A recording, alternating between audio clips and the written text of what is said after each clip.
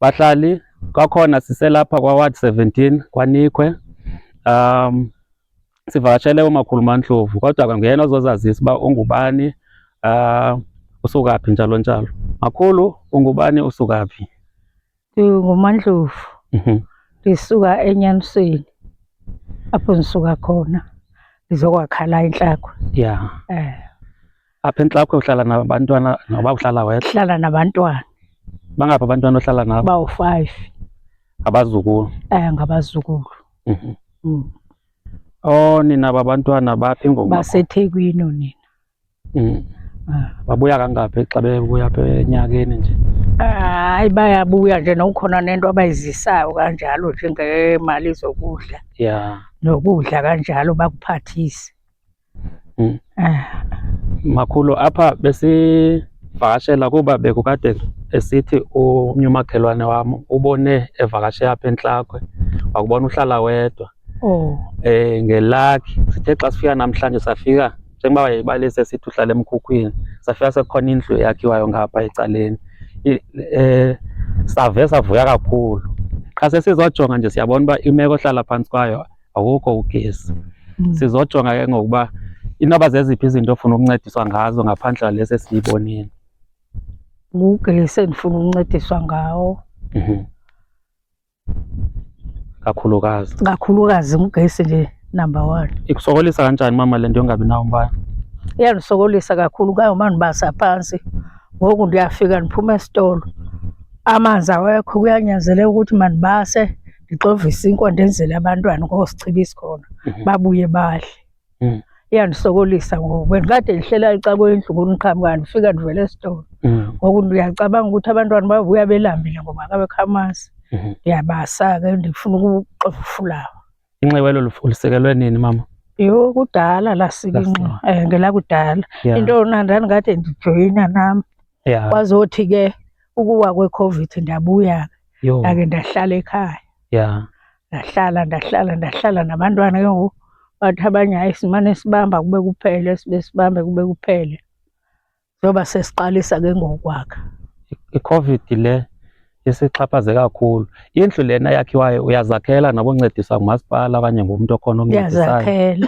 Ndiyazakhela. Akekho umntu oke wafika apha ekhaya makhulu ezobona isimo ohlala phantsi kwaso ever since ufikile apha enxiweni? Hayi, ngaphandle kwentombazane eyadlula yathi ihamba ibhalisa umbane. Kudala futhi ngonyaka odlule ndisafika la, ayiphindanga ibe ibuye. Ubukhe wasibalisela, ubukhe wahamba wayowucela umbane edolophini, kwafike kwathiwani phaa? Kwafike kwathiwa umuntu ozocela umbane phaya umuntu ozothola lo ka-10,000, mna mandihambe ndiye ekhanseleni ndiyofuna khona umbane. Ukhansela wakho ngelo xesha kuthiwa yiya kuye, ukhe wakuphendula okanye ukhe waya wena? Hayi, khange ndiye kwakuya, bendingakayi. Ngoba ndiva abantu aba bathi nathi kudala safika la, kudala sasimkela asakhelwa. Bendingakayi bendisacabanga uba iplani izoba yintoni. Ndafowunela nabantwana ndabatyela. Omnye wakwazi ofika intombazane wathi hayi suthi sozama ngondlela uzanywa ngayo ke nathi. Heyi makhulu, hayi zama ukucinga ngoba nathi sikuvakashela nje sifuna ukuhamba siyoncokola nabantu abangakuncedisa. Kodwa sizoya naphaya kukhansela simbuze uba njengoba kuye kwathiwa phaya edolophini yiya kukhansela ngoba uyabhatala umbane wasedolophini, inoba kufanele uthathe awaphi amanyathelo. Nazi izizathu ezenza uba sikuvakashele, sizokuncedisa okanye siphinde sikwazi ukubuya. Indlela lena yona ayikho mbi yokuya phaa emgwaqweni? Ayikusokolisi? Iyasokolisa, imbi ngoba akungeni moto eza nga. Siye siyithenge sehle esitobhini ulinde ke ngoba abantwana bakhuphuke nebhala bazokulanda ngaphandle koba uqashe imoto ekuzisayo la.